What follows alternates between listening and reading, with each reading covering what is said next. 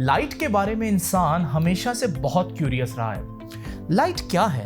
क्या यह पार्टिकल से बनी हुई कोई चीज है या लाइट एक वेव है?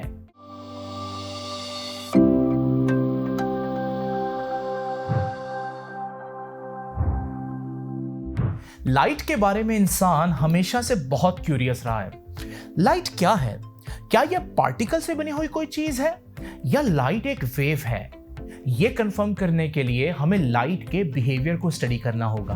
हम जानते हैं कि पार्टिकल्स कैसे बिहेव करते हैं। जब यह पार्टिकल किसी स्मूथ सरफेस से टकराता है तो जिस एंगल पर वो टकराता है, टकराने के बाद उसी एंगल पर रिफ्लेक्ट होता है।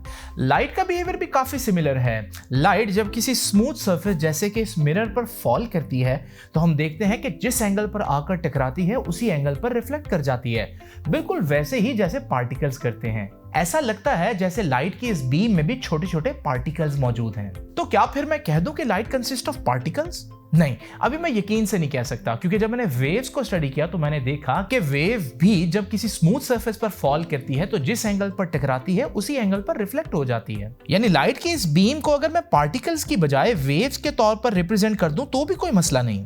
इसका मतलब तो यह हुआ कि लाइट की रिफ्लेक्शन को स्टडी करके हम ये फैसला नहीं कर सकते कि लाइट पार्टिकल है या वेव है, क्योंकि दोनों ही एक तरह से रिफ्लेक्ट करते हैं।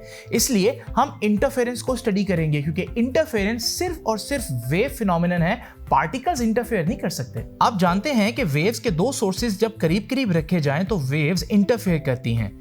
कुछ जगहों पर डिस्ट्रक्टिव इंटरफेरेंस यानी कि वेव्स एक दूसरे को कैंसिल कर देती हैं, और कुछ जगहों पर वेव्स कंस्ट्रक्टिव इंटरफेरेंस यानी एक दूसरे में ऐड होकर एम्पलीट्यूड ज्यादा कर देती हैं। और यूं हमारे पास एक खास पैटर्न बनता है जिसमें आपको कंस्ट्रक्टिव और destructive interference one by one नजर आ रहे होते हैं। डिस्ट्रक्टिव इंटरफेरेंस में क्योंकि एम्पलीट्यूड जीरो हो जाता है इसलिए हम इन्हें मिनिमा कहते हैं, और कंस्ट्रक्टिव इंटरफेरेंस वाले पॉइंट्स को हम मैक्सिमा कहते हैं। अगर लाइट भी एक वेव है तो लाइट के रास्ते में दो स्लिट्स रखने पर दो नए सोर्सेज पैदा होंगे, और ये दोनों सोर्सेज क्योंकि करीब हैं तो ये इंटरफेरेंस करेंगे, और इंटरफेरेंस के बाद कुछ जगहों पर कंस्ट्रक्टिव इंटरफेरेंस यानी कि लाइट की इंटेंसिटी बढ़ जाएगी, और कुछ जगहों पर डिस्ट्रक्टिव इंटरफेरेंस यानी लाइट एक दूसरे को कैंसिल करेगी और डार्कनेस आ जाएगी, और यूं हमारे पास अल्टरनेट मैक्सिमा और मिनिमा बनेंगे।